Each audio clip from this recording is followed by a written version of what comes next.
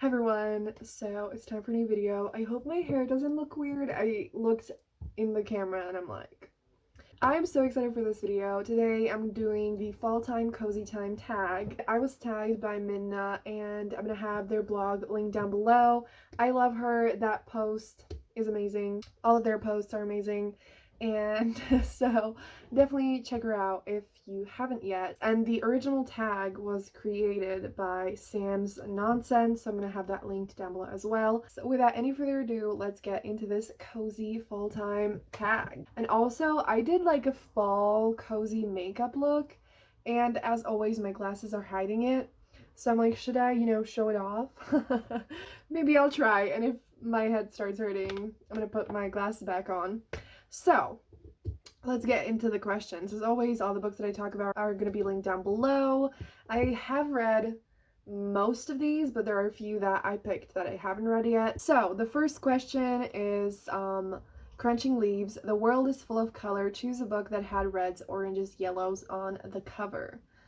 I have, in true Nicole fashion, I have multiple books for each prompt. And the first one is Yes, No, Maybe So by Becky Albertelli and Aisha Saeed. This is obviously, the whole thing is yellow. Love this book so much. I read it at the beginning of the year, which feels like ages ago, but I actually went to the signing for this. I have this extremely cute character art from there, and I love this book so much, and it meant so much to me, and it was just such a beautiful book. So it's about Maya and Jamie, and Jamie is a Jewish boy, and Maya is a Muslim girl, and their families know each other, and they basically end up having to work together. I forgot the name of they have to go from door to door trying to convince people to vote for the Democratic candidate in their district or something. And so they, start hanging out with that. They slowly become friends, and then it grows into more, and it's obviously partially about politics and just trying to fight for a better world. And there's so many important conversations in this book, and it's at the same time though it's just such a lovely and beautiful story, and it's just I love it so much, and I love the two main characters so much, and it's just so sweet and lovely, and I need more people to read this book because I haven't heard a single person on BookTube recommend this. So I'm recommending it now. Read this book. The other one that I want to recommend is Ember in the Ashes by Sabaa Tahir, which technically is not really orange. I'm like, should I pick it up from there or not? But yes, Ember in the Ashes is absolutely incredible. I love it so much. It's a YA fantasy. I have only read the first book for now because I want to wait for the last book to come out so that I can read the whole thing, so that it can wreck me completely. And it is extremely intense, and there's a lot of pain, but it's so fucking worth it. It's definitely one of my absolute favorites, and I connected to the two main characters, Laya and Elias, so fucking much, and it's just such a powerful story, and I adore it. So if you haven't read it yet, read it. I'm not someone who handles pain in books well, but it's worth everything, trust me. And the last book that I want to say for this is The Priory of the Orange Tree by Samantha Shannon, which I have still yet to read. I wanted to say this because, it's orange and yellow, and it just has total fall vibes.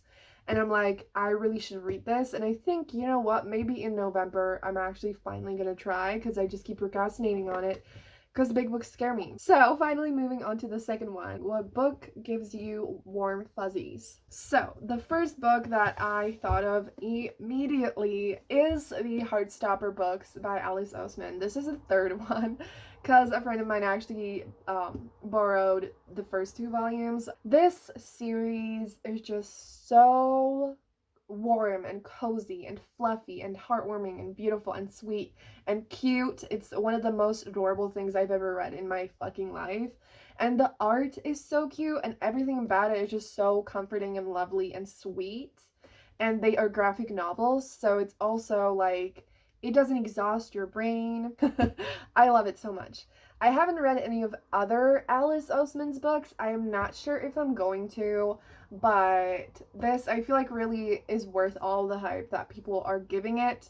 And, you know, if you want something heartwarming, if you want those fuzzy feels, I really recommend this. Plus, like, I have read every single volume in, like, definitely under an hour. Then, two books that I wanted to mention are Get a Life, Chloe Brown, and Take a Hint, Dani Brown by Talia Hibbert. I take every opportunity I can get to talk about Talia because she is my queen. And just generally, romance obviously gives me fuzzy, warm feels. And these books are just absolutely incredible. They are adult romances. They have finally been getting the love that they deserve. And so you probably know about them maybe, but they're just absolutely incredible adult romances that you should absolutely check out.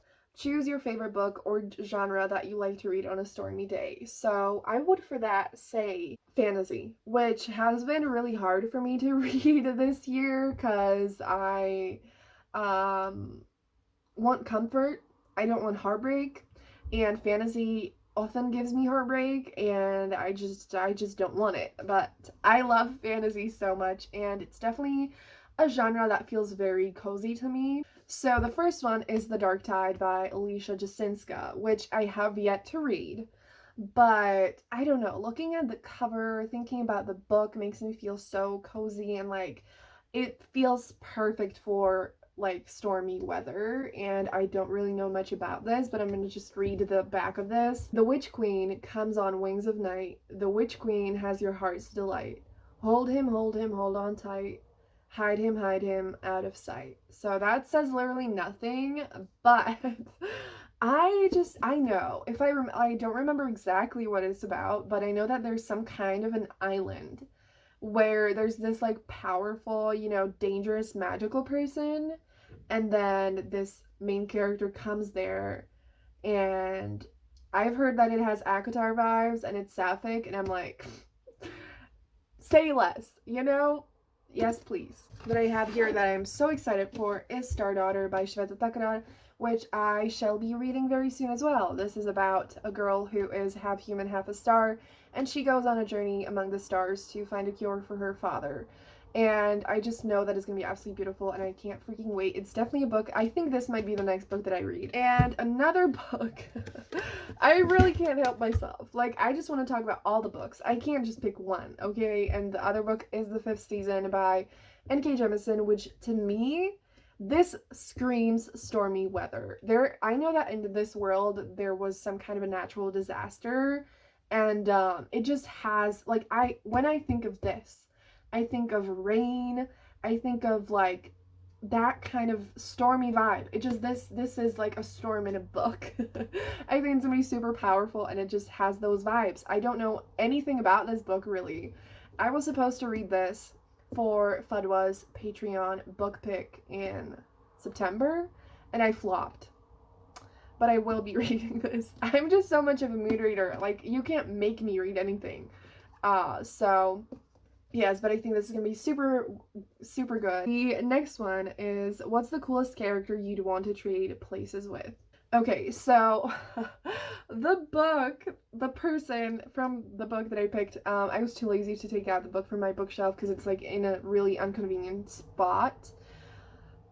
But I'm just gonna be a basic ass bitch, and I'm gonna say Feyre from the ACOTAR series. I just like, look, I love the world in the series. Like, the Night Court is like the absolute dream, and I feel like so many people can relate. Like, come on, like, you know, the stars, being able to see so many stars and like the beautiful nights. Like, I love nights so much, and I can not really see the stars that often, and I love the stars almost more than anything. And so to be able to live in a city that is like the most magical, beautiful night ever, and like just yes, sign me up. Okay, the next one is, what underhyped book do you want to see become the next biggest, hottest thing? So I saw this question, and I love it, but at the same time I'm like, almost everything I read, I wanted to become the next biggest, hottest thing, because especially this past year I have been mainly focused on reading books that don't get enough love. And one of the things that I actually generally want to do on BookTube is to talk about books that people talk about. I want to mainly talk about books that are just absolutely incredible, that deserve more love, instead of hyping up books that already are hyped up, if that makes sense. Which, that there's obviously nothing wrong with that, and it's not like I don't read popular books, but I want to focus my energy and direct it into books that need it most, if that makes sense. The book that I want to say for this is Mirage by Samaya Daud. If I let myself talk about more books for this one, I would never shut up. So I picked this one.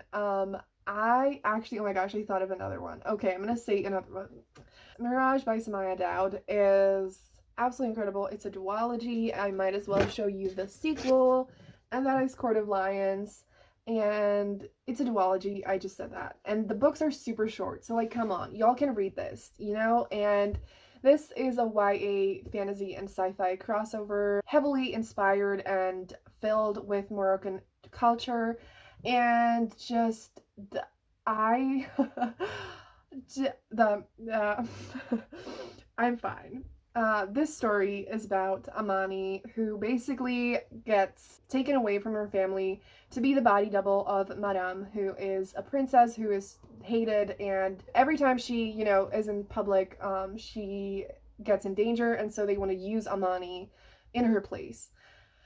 And it's just one of the most powerful, beautiful, impactful, stunning, incredible stories I've ever read in my life. I don't even know how to explain how connected I felt to Amani and Madame, and just the story and everything about it. And the second book also has a sapphic romance. Both of these books actually have like a forbidden romance, which I have learned is my favorite thing ever. And I just adore this, okay? And like, if you haven't read it yet, get on it. It is truly incredible, and absolutely more people need to read this. Like, I want it to become a movie at some point, so come on. Okay, and the other book is The Forbidden Wish by Jessica Curry. So this book I actually read for a video that is hopefully fucking coming soon. I read it at the beginning of the year, and it's fine. And I loved this so much. It is an Aladdin retelling, and it's basically if Jasmine was the genie, and it is just one of the most like romantic, beautiful, lovely stories that I've ever read. It is truly stunning and just incredible, and you all need to read this as well. And also, I just want to say, shout out to Fadwa from Word Wonders, because both of these books I read because of them, and so many other books that I found thanks to Fadwa. And so definitely check Fadwa out and watch their videos if you hadn't yet, because Fadwa always pipes up books that deserve more love and just are absolutely incredible. So yes. The next one is The Weather Has Turned Cold and It's Time to Cover Up. What's the most embarrassing book cover you own that you like to keep hidden in public? Oh, I didn't realize that this is that I own, because I picked a book that I do not own. I would not exactly cover it up in public because I don't care. I really don't care that it's ugly, okay? But like, it was right here on my table, and that is The Trials of Apollo and the Tower of Nero. I'm pretty sure that the British editions of this series are so ugly, all of them, that it's painful to look at. And the American ones are so much better. And especially this one, like when I saw these two, like what even is this? You know? Like it's so ugly. And again, I don't give a shit because I love the series so much, and I never really liked Rick Riordan's covers that much, but to me it was always like, it doesn't matter because what's inside is what, is the most important. So yes, but I do think it's super, super ugly. And then we have, what's your favorite fall time comfort food? Okay, for this one, I have two things. The first one is extremely basic. Well, both of them are actually the most basic fall food ever. And that is pumpkin pie and apple pie. But the apple pie that my mom makes is actually like not like your typical apple pie. It's like with apples, but it's not actually like apple pie.